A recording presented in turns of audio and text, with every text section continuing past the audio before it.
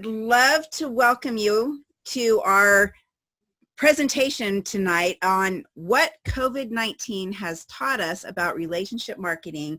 My name is Michele Peterson. I am a professional beauty consultant with Mary Kay, and I am a copywriter, marketing consultant.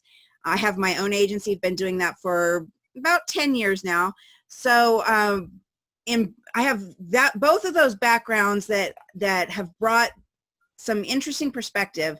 But Seannon Jones, our guest, it has some fantastic perspective on relationship marketing.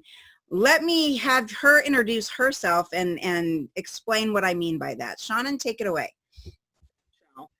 Again, Seannon Jones, and I'm an independent distributor with Send Out Cards, but I have 20 years of relationship marketing and commercial insurance and pharmaceutical sales and in higher education, developing educational partnerships between private businesses and higher ed. So relationship marketing has played a big part in my career over 20 years.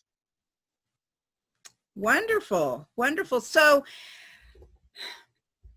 you already have had relationship marketing in place.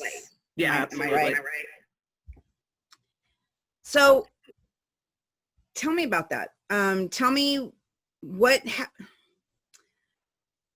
had you already had in place? What has it shown you? Have you put anything new in place? Just tell me a little bit about it. And that foundation. So there's a lot of things when we talk about sales and marketing, and a lot of terms get thrown around, right? Relationship marketing has been a buzzword for probably the last 10 years. Consultative sales is another one I've heard, and I did certifications in that. So first of all, for me, when we talk about relationship marketing, I pulled a definition off of HubSpot that I really liked, which said that it's a type of marketing that focuses on cultivating deeper, more meaningful relationships with customers to ensure long-term satisfaction and brand loyalty. Relationship marketing is not focused on short-term wins and sales transactions. It's focused on delighting the audience and your customer for the long haul. So it's not that quick fix. It's not that, let me just grab that sale type of thing. It's really old. I think it's not new. I think it's really old school how people did business, right? Because in smaller communities, everybody, knew each other, and, Bob was your neighbor, and he was also the butcher, and, Sam was also the banker, and you did business with people that you knew. And so it's really kind of a fresh approach to a really old school way of doing business and knowing people and caring about them, and then, wanting to provide solutions for them. And that's always been how I've approached sales. I used to joke and tell my doctors when I was in pharmaceutical sales that I'm not a real salesperson, because I just always take the time to get to know people. And that's the most important thing for me, is to understand that customer point of view and what their needs are and what their challenges are and what their problems are, and then how I can help solve those with whatever product or service that I have. And if I can, I'm super honest about that, because relationship marketing, it's really, sometimes people are like, well, how is this going to help me sell? And, always, right? Yeah. People, anytime anybody does sales, it's like, okay, well, how is this going to help me get 5 more sales or 10 more sales? And it's really that focus on the customer. So relationship marketing is like 80% relationships. I've heard some people say 90% relationship and 10% or 20% sales, right? And you can't fake it. So it's really, it's really about knowing that person and they know you. And then you also have the opportunity to do business together. So again, kind of that old school, a lot of business has been done back in the day out on the golf course, coming through different organizations. And again, that's because people know each other and they trust each other. It's interesting when you hear people say, well, it's not business, it's just personal. I think business is very personal, and depending on what you do, right? If you, your bank has a lot of your personal information. If you're buying a car, that's a big purchase. If you're buying a home, that's a big purchase. It's very personal. So absolutely. Yeah. Absolutely. But so let me ask you this. Do you think that, all of that is great, right? When you have the relationships with people and you do business with them, and or you don't, or whatever. But don't you think there's an aspect of intentionality about really making relationship marketing work for you? I do, and it's different. Part of it, and I think you'd agree with this, Michelle, is, it's going to differ based on what your business is, what, product or service you have. If you have only an online store, that's going to be a little different than if you're face-to-face like I am, if you're face-to-face like you are. But I think you can find ways to make it personal. So it differed when I was in commercial insurance versus pharmaceutical sales versus higher education. But I found ways to get to know people, even if it was only over the phone. Always taking a minute to say hi to that person. How are you doing? Instead of going right into, hey, this is what I have, right? You can always take a minute to get to know people, even if your store is online. Do you give people the opportunity to, put their birthday in so you can wish them a happy birthday? There's always, if you want to, you can find a way to, show personal attention and appreciation to your customers. Absolutely. And so what do you think, I mean, and I think that was true before COVID-19. I think it's going to be true after COVID-19, Yeah, right? absolutely. What do you think, so when something like COVID-19 comes along, which it did, unexpectedly, nobody was prepared for it.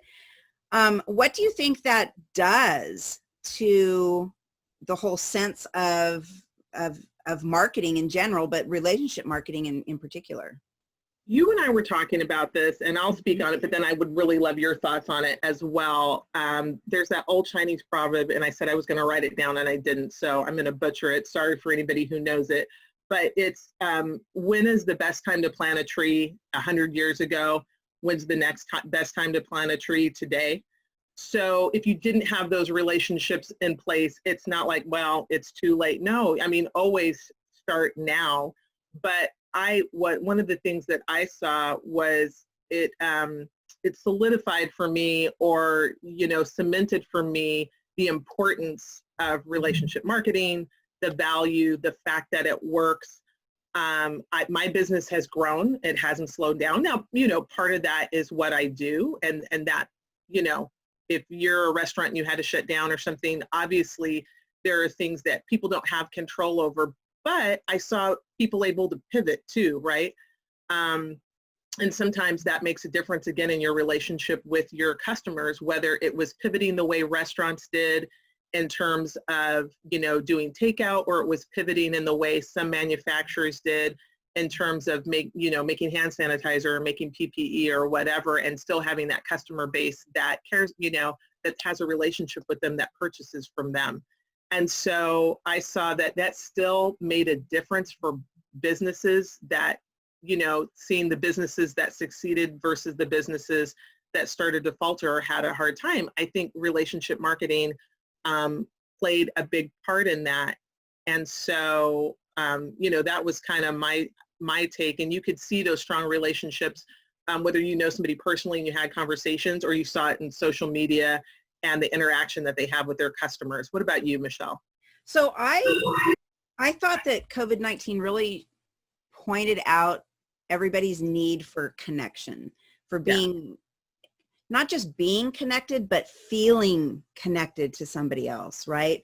So like with my Mary Kay business, I send a lot of texts and I made a lot of phone calls that were just a really quick, hey, I'm checking in on you. Are you okay?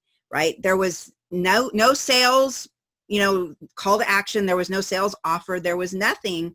It was really just a simple, I'm checking in on you, and are you okay? And I mean, people loved that, right? And sometimes that grew into, a 10, 20, 30-minute conversation with somebody, and that was okay, right? And so I think it pointed out that, being in sales, being in direct sales, being in whatever kind of sales, and I think, all businesses are in sales, right? Sometimes the sale isn't that important. Right. You know what I mean? And so I couldn't sometimes agree really more. taking the time to, if what that person on the other side of the screen, on the other side of the phone, on the whatever, the other side, if what they need is just somebody to listen to them sometimes, right? Sometimes it's just they need to know that there's somebody else out there that really does care. I think that COVID-19 really showed that. I mean, that it made it crystal clear, right? That really people want to know that you care. You wouldn't have been able to do that if the relationship wasn't there, right? If you haven't talked to somebody in 2 years, or you've never really had a conversation, they purchased something from you, but you've never really had a conversation from them. When this all happened, you're probably not sending that text message or email, because it'd be kind of odd, like, just coming out the blue. If you don't, it's a nice thing to do, but if you don't have a relationship, it doesn't have the same meaning. It doesn't have the same impact as somebody that you make a point of keeping up with, or as we say, having touch points throughout the year, right? And whatever. Yes. However, I'm going to jump in there because, like you said with the proverb, right? The best time to plant a tree was 100 years ago. Best time to have created that relationship was, whenever your relationship started. However, I do think that there is no time like right now to rekindle those relationships, or start developing those relationships. Because I mean, I will be honest, there are a couple of my clients who they order when they want to, and when they need something, and I really don't have an active relationship with them. And with those people, what I did is I was honest and I was transparent. I said, hey, I've kind of fallen down on keeping in touch, and sorry, I really am sorry about that, but I am checking in now, and I just want to make sure everything's okay. And so yes, those are different kinds of conversations, I guess. Yeah. But it still is an opportunity to go back, and I think it can be COVID-19, it can be whatever. It could be just that it's Monday, that I think that this just shows that it's not too late, that you can go back, and even with, a so-called cold person, a cold client, or even a cold prospect, it's never too late to go back and reestablish the relationship if there was one before that's kind of fallen off, or just to establish one. I'm going to put you on the spot a little bit, because I think it's important. If people didn't know you, I know people always think you're an extrovert, and you've said that you're not. And so, but I think that's important because not everybody who's in business, or, is more on the business development or sales sides of things, or if you have a small business, you're doing everything, right? I mean, you're like the bookkeeper and the, salesperson, and you're wearing a lot of hats. What are your thoughts on that ability to, connect with people and build that relationship when you're not that outgoing person, extrovert, life of the party, when you don't feel like that's who you are? So I will, and this is probably against all, the popular opinion. I think introverts are even better at relationship marketing, because speaking for myself, and I think this is true for a lot of introverts, we don't like the superficial kind of small talk and the stuff that goes along with being socially. Yes. You know what I'm talking about? Yes.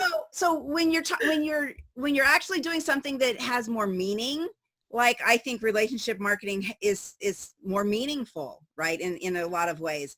So I think that introverts can excel at it. Yeah. I think extroverts, I mean, and that's not to say that extroverts can't. I think. No, but I thank you, because, so a lot of times when people are listening to things like this, if they feel like, well, that's great, but that's not me, so I can't do it. And there's lots of things that people listen to in terms of professional development and to grow their business, but they'll see somebody like you, assume that you're an extrovert, life of the party, which, I feel like you throw a fabulous party, but, and you're a great hostess, but that said, they're going, well, yeah, but look at Michelle, I can't do that because, I'm not that person. And yet, when you want to grow your business, whatever that is, there are some things that you just have to be able to do. And so I just thought that was an important point to bring out, that, you don't have to feel like you're that outgoing person that, is comfortable just talking to everybody to be able to be successful in relationship marketing and using that to grow your business. And then the only other thing I would say about at this point, just in terms of foundation and what I've always made a point of doing, is be curious. Just really take an active interest in people. And again, it's not always related to the sale, right? So, and it's going to vary, obviously, whether your business is very personal versus whether it's an online store, and at what level you're able to do this. But I always take any opportunity I can to just have a personal conversation with people. So that could be anything from when I used to call on doctors, I used to learn about their hobbies. People love to talk about the things that they're interested in, and then you really get to know that person, and then you get to have a real conversation. Actually, one of the doctors that I used to call on said he feels like doctors don't do that enough with their patients, because sometimes when you jump right into why are you here, they may leave out some type of detail like, hey, I went on vacation, and oh, well, maybe you were exposed to this, or maybe that's what's going on, or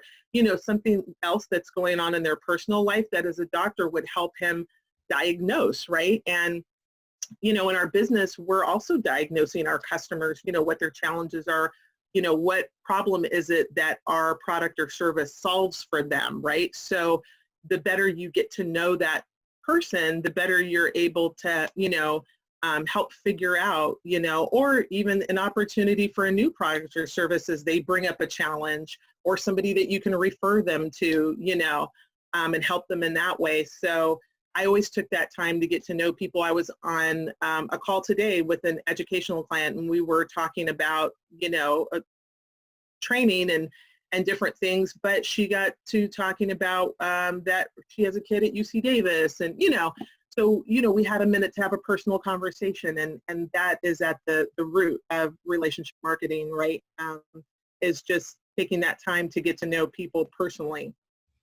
Well, and I think we're using this broad term relationship marketing, right? And it looks different for each person, for each company. It looks, for me, a lot of my relationship is through social media. It's through texting. It's through, I don't do a lot of personal phone calls, but I do some, but so it can look, email can be relationship marketing. There's so many platforms for it, right? Tell me about how, because I know with send out cards, that's a big part of it, right? So, yeah, but tell me about it. So with send out cards, I work with small business owners and sales professionals to help them grow their business through staying top of mind with their customers, helping to follow up with their prospects, helping to grow their referral base. And that's all about customer appreciation. So it's an online greeting card and gift platform, and it has a CRM attached. And so especially if they don't already have some type of customer management system where they keep track of all their customers, and you would think everybody would in 2020, but that's not necessarily the case. Not necessarily the case. Yeah, it helps you to keep track of special events, when birthdays are, when anniversaries are, or as I tell loan officers and real estates, don't put their wedding anniversary in the anniversary space, but the anniversary of when they purchased their house from you. If you sold cars, you could put the anniversary of when somebody purchased their car from you, right? So that you can get creative with that particular space. You just have to be consistent. And that turns you into that, and I say this in the most sincere way possible, into that person who is thoughtful, and people appreciate that. Like, oh, you remembered our anniversary. Oh, you remembered we got the house from you. Oh, you remembered our birthday. It allows you to quickly, if you're on Facebook with people, if you're having a conversation with somebody and they tell you about something to celebrate, their kid just graduated from high school, from college. They just got married. They just had a baby. There's lots of things to celebrate. You can send out a quick card that says congratulations. If there's something to have sympathy for, if they're sick, if there was a death in the family, something like that. You know, it's a very, very quick way to get something out that says, hey, we're thinking of you during this time, right? But it gives you that opportunity to connect a little deeper.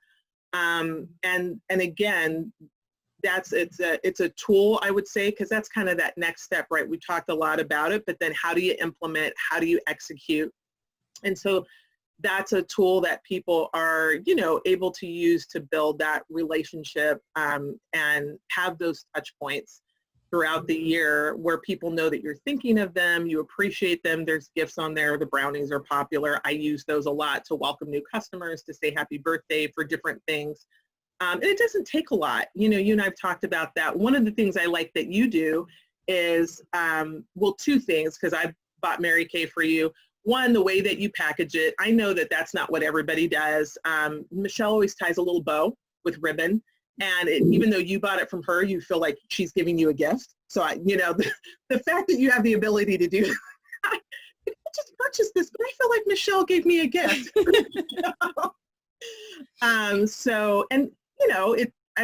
That presentation matters, right?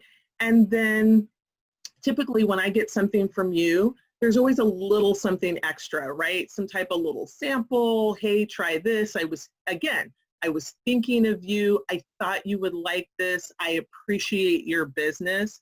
It's very simple, but it's powerful, and it makes a difference for people. People, sometimes they leave not because they don't like the product or service, but because they don't feel appreciated. I just saw somebody put a post on their bank like, oh, I'm leaving. They don't appreciate me as a customer. Yeah. So it's not even about the product or service, right? They just don't feel appreciated. No, absolutely. And I think that word that you use, thoughtful, is key, right? Because it does, when you're being thoughtful, it's all about them, right? It's not so much about you anymore. It's about them. And so I think that's critical. And then also I think what you said is about, when you do any of these, when you use any of these tools, right? When you're implementing this kind of stuff, it makes you memorable, right? It makes you stand out, and it makes you memorable, and so it keeps you top of mind. Yeah. I mean, let's be honest. It's a tool to keep you top of mind, because while we're not leading with the sale, we're hopefully not leading with the sale anyway, right? If we're maintaining a relationship, nobody wants to be sold to all the time. But if we're maintaining that relationship and we're staying top of mind, then that sale will come, right? And I think we're on the same page with that, right? No, absolutely. And it's so important, depending on what you do. Some people have some very niche markets where maybe what they have or what they offer is very exclusive, and that's a little bit different deal. Although even then, not to say that the relationship and customer service and everything is not important, but that is different. But for a lot of people, if you if you sell cars, if you're a loan officer, if you are a real estate agent, Mary Kay, what I do is send out cards. A lot of there's 50 people, 100 people that do what you do. And so at the end of the day, a big part of what people are buying into beyond the product or service that you have is customer service, and it's you. And Absolutely. So again, that comes back to relationships. I say it all the time. It's kitschy, but people do business with people they know, people they like, people they trust. It's said in sales a lot, but it's because it's true. And then also they got to remember you, right? So, that's where the send out cards comes into play, and having touch points throughout the year, doing different things to be memorable. And it's good business. I think it's the right thing to do first and foremost. And I think that should matter in business. I think you should always do the right thing, and that should come ahead of the sale and ahead of making a dollar. So if I can't help a customer, then I tell them that, because I don't want to sell them something and get that sale that day, but never be able to work with them again because they're like, I didn't need that. That wasn't good for me. It wasn't right, whatever. And and also, never refer me. If people like you, they'll tell, like, 2 people. If they don't like you, they'll tell 10.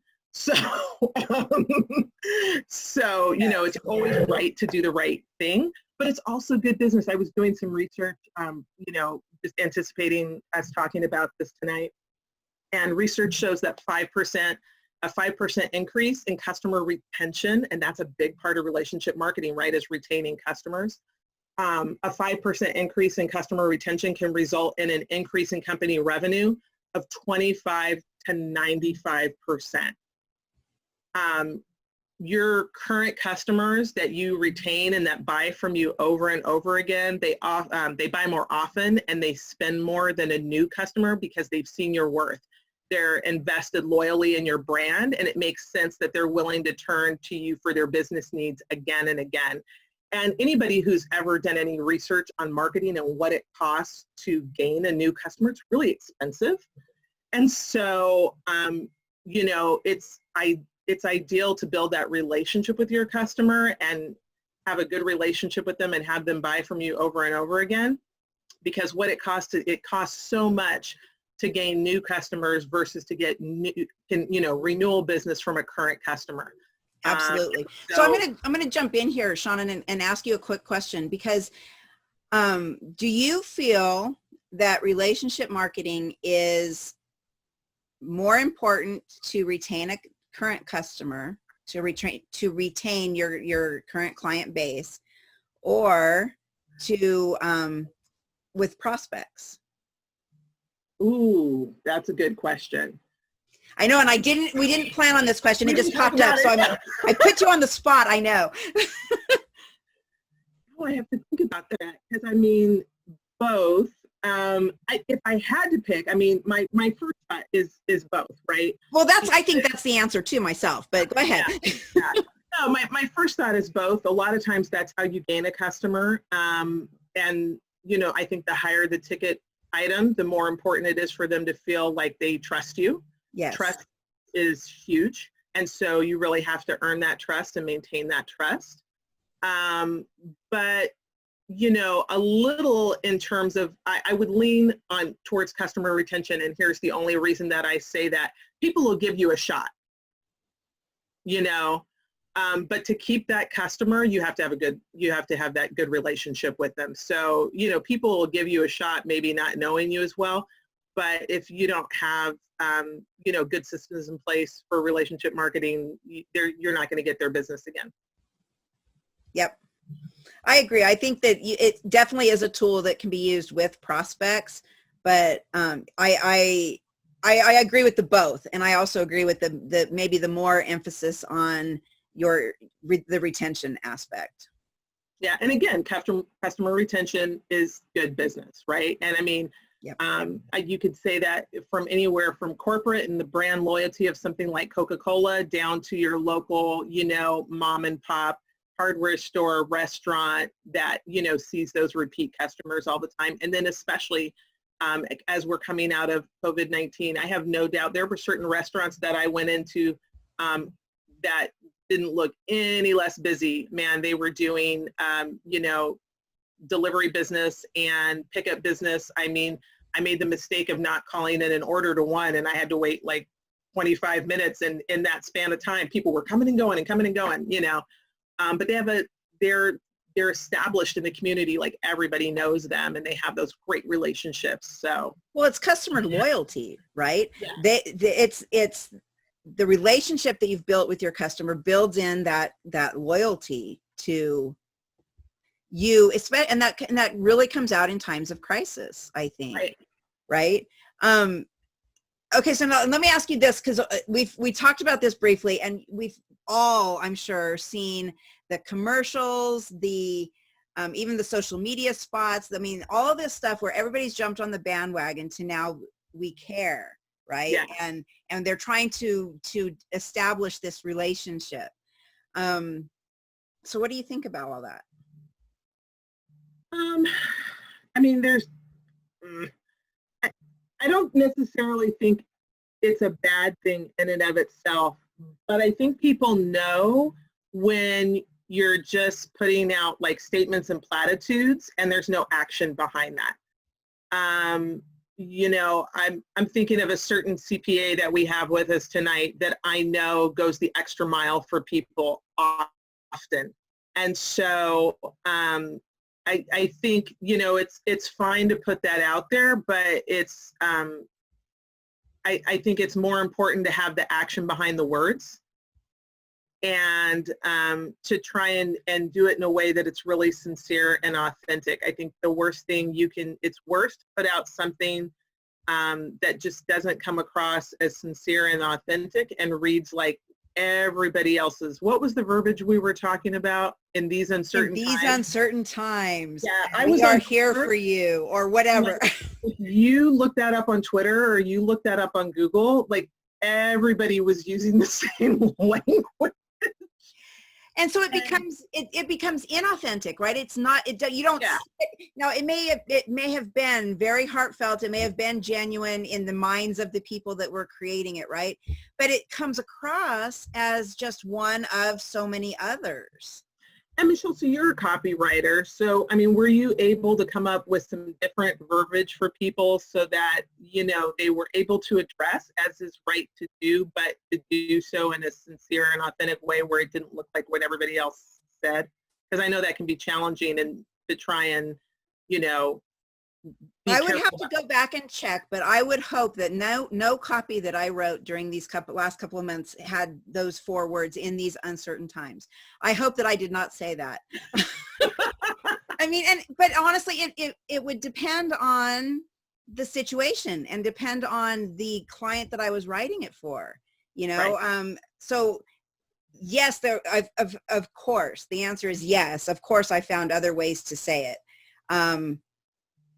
But I couldn't just repeat them to you, because they're, like I said, they would be different for each audience, for each client, for each relationship that they have with their customers. So, and not to delve too much into customer service, but I think too, in terms of having some takeaways from this discussion, because again, you know, anytime you do something like this, you want people to be able to take away and implement it into their business, is to look at when you've had great customer service, because I hope everybody's had that opportunity, you know, whether it's a local small business, or Nordstrom's is well known for their customer service. Costco has great customer service, great return policy.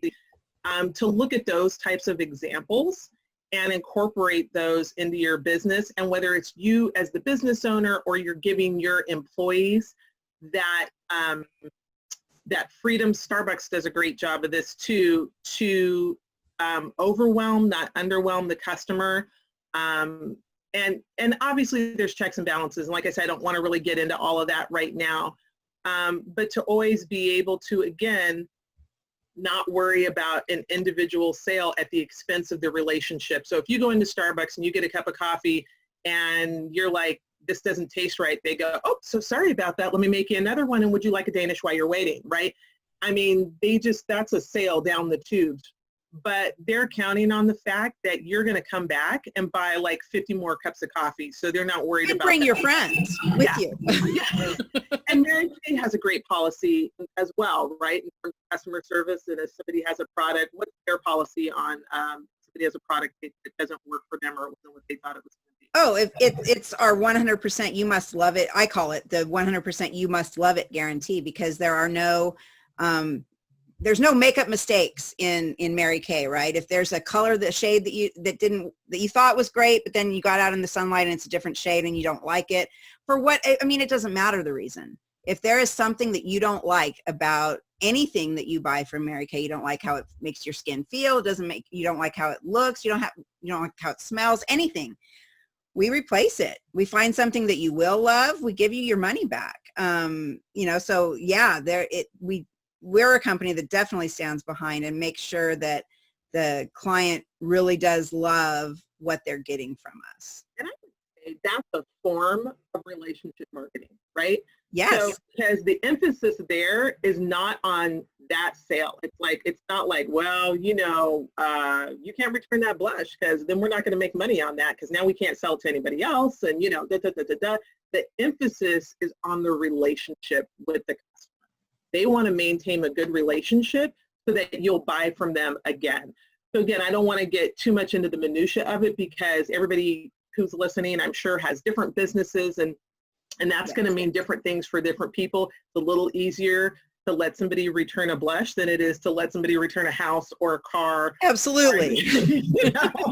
And I recognize that, but as much as possible, you want to look at those examples of placing the importance on the relationship, and then be creative in figuring out ways to incorporate that into your business.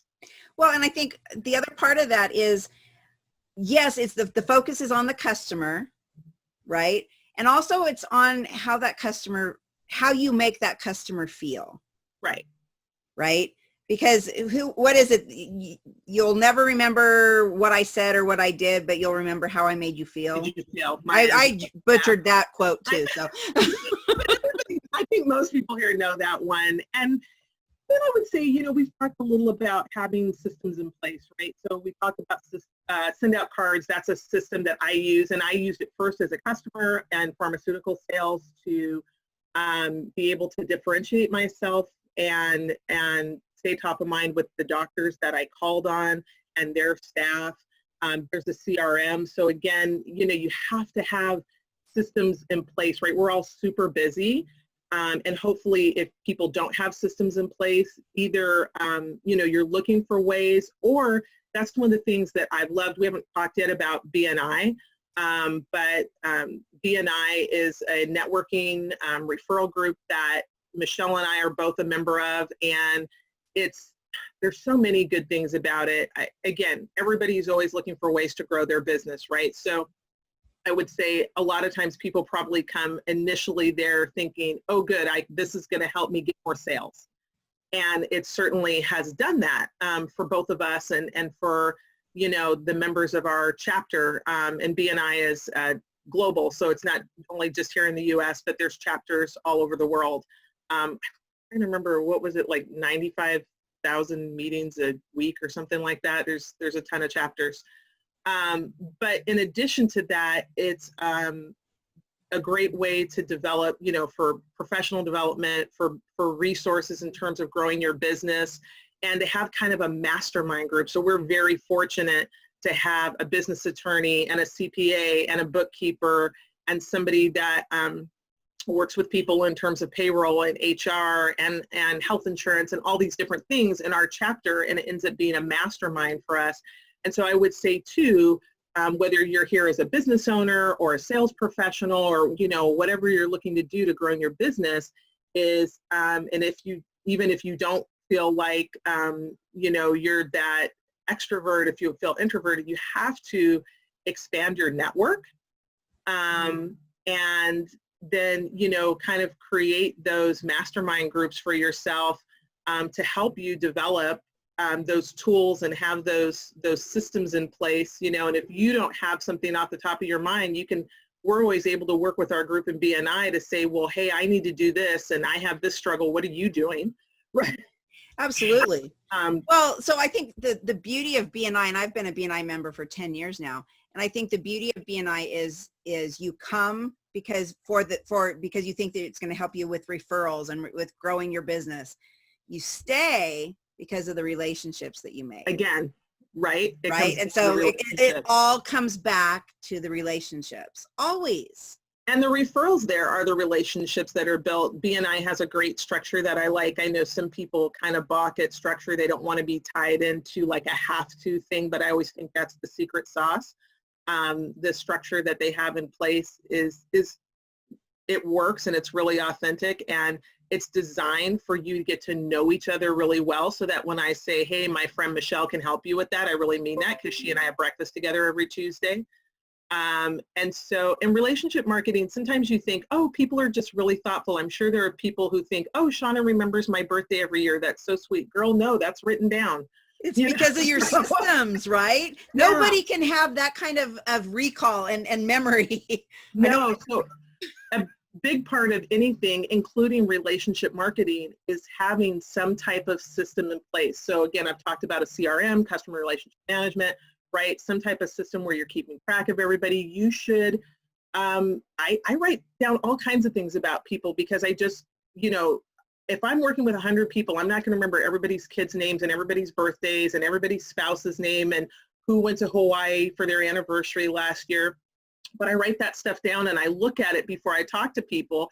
I write down what our last conversation, so I can be like, oh, Michelle, when I talked to you, a couple of weeks ago, you were saying this. When I worked in insurance, it was commercial insurance. It was the same thing. Sometimes I wouldn't talk to somebody for 3 months, and when I talked to you guys 3 months ago, you were, you were looking at starting this new service with your business, or you guys were, changing over your software. Oh, how did you remember that? Well, because I wrote it down, tell them that. Right. But it's a powerful skill, right? Yeah. And it's been a few years since I was in college, but do they teach that in college? I don't think so. No. Right. So yeah, relationship marketing, sometimes you think people just have a knack for that, right? I remember, and now, I hate that I can't remember who it was. It's one of those old school books like Think and Grow Rich or something like that. But there was a gentleman who, same thing, he kept a notebook on everybody, and he kept everybody that he met in there. And every time he talked to them, he wrote down notes, certainly business related, but again, also birthdays and spouses' names and kids' names and hobbies and just all kinds of things. And then he would look at that before he would talk to that person, because you can't keep all of that stuff top of mind for all of your customers and clients like you do with your personal friends and family. But that's one of those tools. So sometimes when you meet those people and you think, man, how did they do that? I promise you they have a system in place to do it. For sure. Unless they're just one of those like 10 people that has a photographic memory. So I think systems and tools are, really important in all aspects, including relationship marketing. And I would throw into there, the networking groups like Michelle and I talked about with BNI. Again, those things that expand your network are going to help you grow your business and are going to help you with relationship marketing. And then also, it's not about who you know, but it's not about who I know, but it's also about who Michelle knows, right? And who everybody else in our group knows. And it allows us to also be a resource. That's a big thing that I've always wanted to be able to do, and that has really helped me in business, is that I may not be able to help somebody, but I have this network. Most recently it's BNI, but even before that, I, always had a network of people. And if there was a challenge that somebody had, that I couldn't help them with, but we had a good enough relationship where they were telling me about it, well, gosh, I know somebody who can help you. And again, that builds that relationship because they're going, dang, man, Seannon just helped me out with my problem where I need a CPA or I need a bookkeeper or I need a gardener or whatever. And they know that that's not a sale for me, right? That I'm not benefiting from that. I'm just helping them to help them. And that goes a long way to building your relationship and maintaining that customer. And then, by the way, the same, to some extent with nonprofits, right? And membership organizations and stuff. Those things are hugely, I've been on my fair share of boards and been in different organizations. And that's hugely relationships. So for anybody that's also struggling in that area, if you're on a board, if you're, working with a nonprofit, every nonprofit I've ever interacted with is always trying to grow their membership. Every single one, Of course. Every other meeting, it's like, we need to grow our memberships, And you can apply a lot of the same relationship things there. I think an important part, well, Michelle, you and I have talked a lot about the focus being on the customer. Good salespeople, they don't sell, they solve, right? They solve problems, and especially during COVID-19, like that was not a time to sell, that was a time to serve. But you should always be looking for ways to serve your customers. You should always be looking for problems to solve, because that's really where the value is. Great products and great services, they solve a problem for people, you know. And so when that's the focus, the best salespeople I know, you know, they don't sell, they solve problems. They don't chase people down, they attract, right? You know, everybody's met that sales guy that, like, you know, they walk in the office and everybody's like, hey, Jen, how you doing? Everybody just loves him. Yep. Yes. Because they don't chase people down. You know, people want to hang out with them. And it's because, you know, you're not selling, you're solving problems for people. People come to you, people call you. Hey, you know, we have this, can you help us with this? When people start calling you, that's when you know your relationship marketing, you've got that down. That's when you know that it is working, right? Yeah. So I have another thing that COVID-19 has really taught us with relationship marketing, and that is, of course, that you want to continuously do it, and you want to, you know, it needs to be a habit, not just a one flash in the pan kind of a thing. But also, wouldn't you agree that when it does become a habit, that then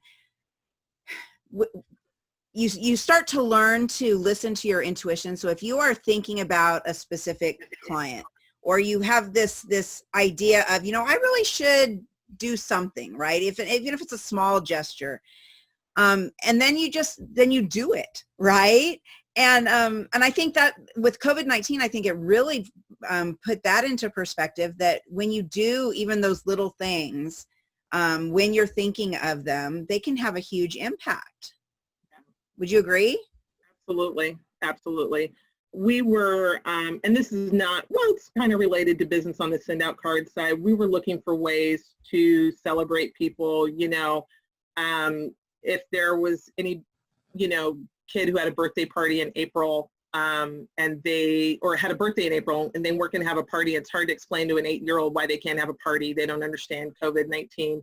I was, you know, sending out birthday party cards and doing that personally and through some other organizations. I've been celebrating a lot of graduates, right? Both high school and college. And it, you know, it's not always about business, right? It's just knowing that for those kids, they're not getting to walk across the stage, everything they thought after 12 years of school or after 4 or 5 years of college or whatever it was, is not, you know, they're not getting that moment. And so because of COVID-19, and so it was just finding ways to do that. As I talk to business owners, I see 2 things first when I talk to them on the phone. First, it's, you know, how are you? You know, are you safe and well, that type of thing, or that's how I open emails, right? You know, I hope you're safe and well. And then the next thing I ask people is, how is COVID-19 affecting your business? Because you can't, you know, it's different for everybody that I talk to. No. And again, that comes back to relationships. That's the first question I ask everybody. It's also going to tell you a lot, right? This might not be a good time to offer them anything, you know? And, yes. And you have to listen, though, is the thing. You have to, when you ask that kind of question, then you have to be willing to listen. Then I'm just this. Right. You know? And I let them talk, and it might be 2 minutes and it might be, you know, 20 minutes, and that's okay. Yes. But again, it comes back to that importance of the relationship first and the sales second, and that's relationship marketing. It's the relationship first and the sales second. So I just ask how it's affecting them, and then I stop and I let them tell me. And all these things, if you feel like it's not something you do, I like what you were saying earlier. So I think, again, as a takeaway for people today, right, is creating habits. And if you're not in the habit of doing that, that doesn't mean that you can't be. And so just like you do anything else to create a habit, you know, whether it's time management or getting organized or whatever it is, you can, you know, create habits that improve that you know, help you flex that muscle and help you improve that skill set, right, of relationship marketing.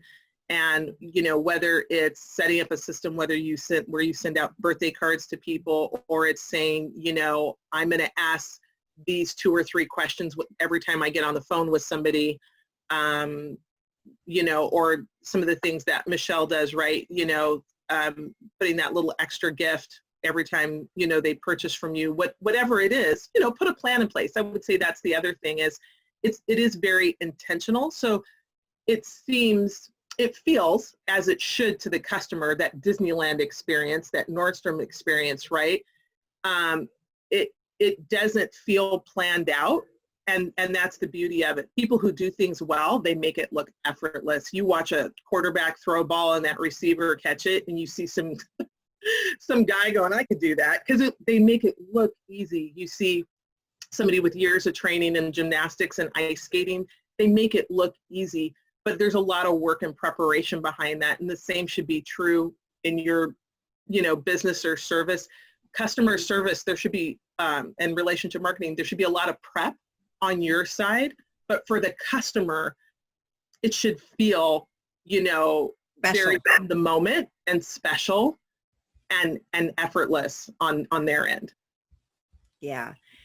Awesome. All right. So I've been kind of keeping an eye on the chat, and I don't see any questions that have come up, but I wanted to remind everybody that we are open for questions. We are getting close to the hour mark, and we want to respect everybody's time.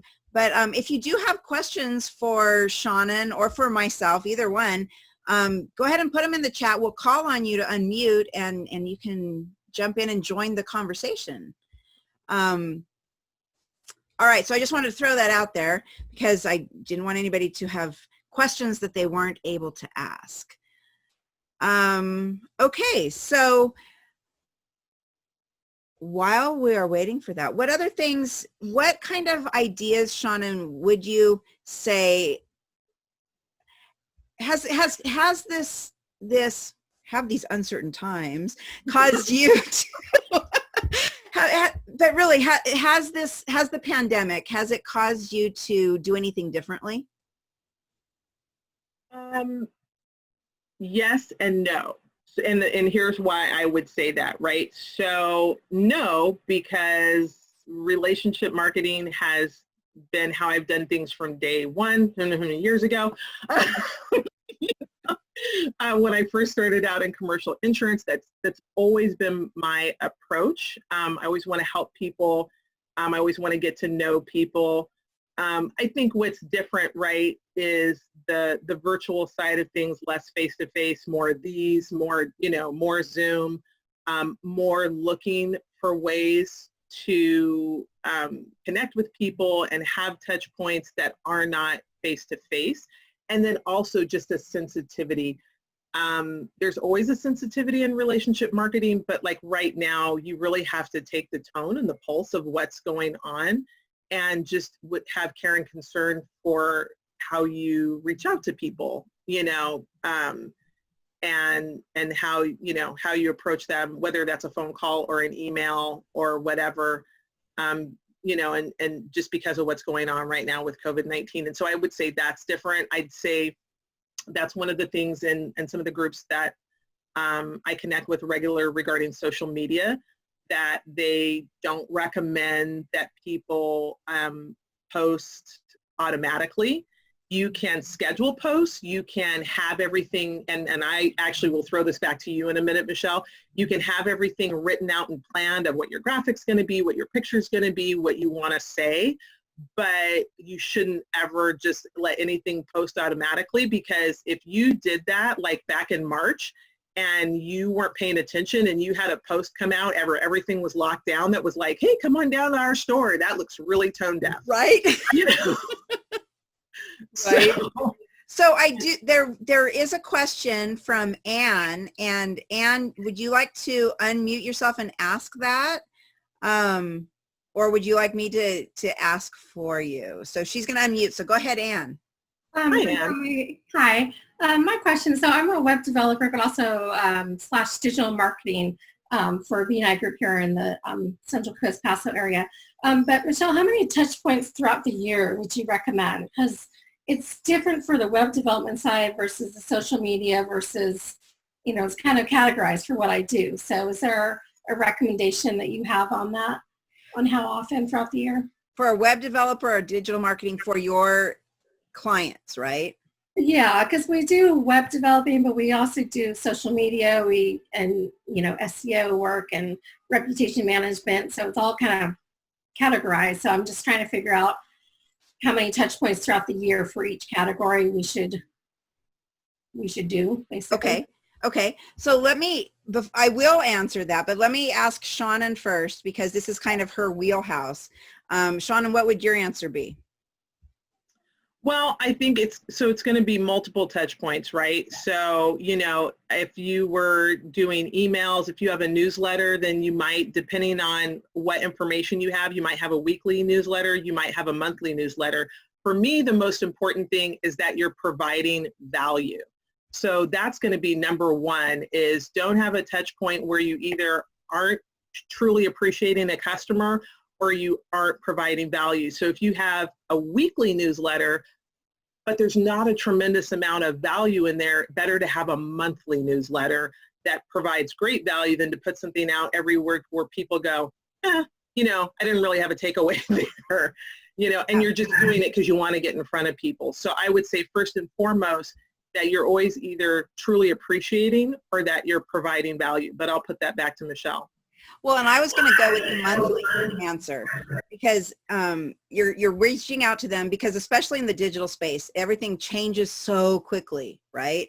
So you're reaching out to them with an update of this is what's going on. These are my recommendations, what you should be thinking about this month.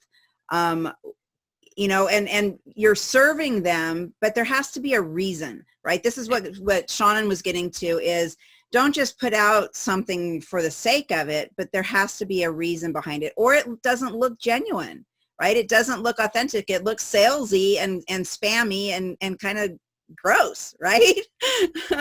So as long as there's a reason for it, at least once a month, and then if there's something else that needs to be that just needs to be said, like in March, right? If you had reached out to everybody the first part of March, well, by the middle of March, you're gonna need to reach out to them again and say, hey, hope everything's okay. How are we going to help you get through this, right?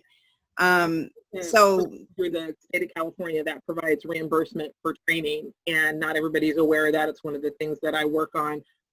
They just had an update that they have a new program within that program specific to COVID-19.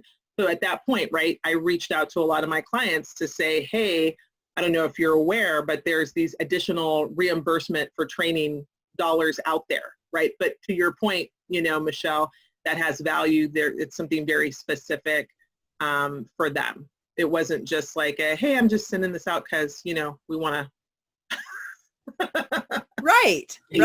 Yeah, so I like the monthly thing because it's easy to remember, right? And it's easy to do. It seems doable, the once a month thing, but certainly add extras if there's a reason to.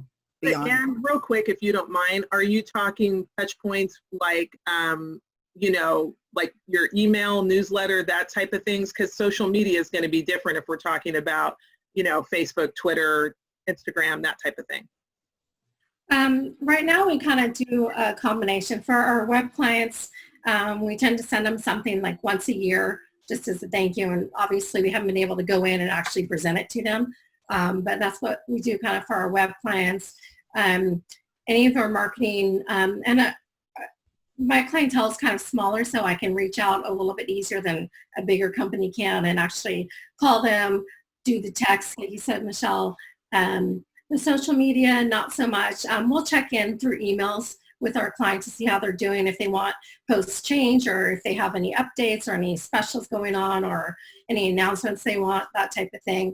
But like I said, it depending upon the client will depend on how many times we actually talk to them throughout the year and change stuff for them. I like that. Here's what's good about that too, Ann, is the different touch points, right? So, a newsletter going out, that's going to be one type of touch point. Picking up the phone and giving somebody a call, that's another touch point. Whatever it is that you guys do once a year, which we didn't touch on, but I love whether somebody does the Christmas baskets. I know somebody else who does a spring event for their clients that is like really amazing, where they can come shop and get massages and have a mimosa and all these things, whatever it is you do, and they purposely don't do it at Christmas so that it kind of stands out. I think it's awesome to, kind of have that big splurgy thing if you can, once a year, depending on what your customer base is and what size it is, again, to just show that appreciation and have that touch point and have different touch points throughout the year. Did we answer your question, Ann? Yes. Okay, good. Okay. All right. Anybody else? I don't see anything else in the chat. So we must have done just an awesome job. Nobody has any questions. Virtual high five to you, Michele. There you go. Well, I hope there's been some takeaways there for everybody. You know, it's definitely been a big part of my success over 20 years is, again, just the relationship marketing. There's a reason the word relationship comes first. The focus is on the customer and the focus is on the relationship. And when you do that and you solve problems and you provide solutions and you don't sell, I've found that that has never hurt me in meeting whatever goals were set, and, you know, being able to grow my business or being able to make sales goals, you know, as in pharmaceutical sales or as a professional. Putting the customer first has always worked. You will never go wrong with the customer first, and you have that serving and solving mentality. I fully agree. All right, guys. Well, how if somebody wants to get in touch with you, Seannon, what's the best way for them to do so?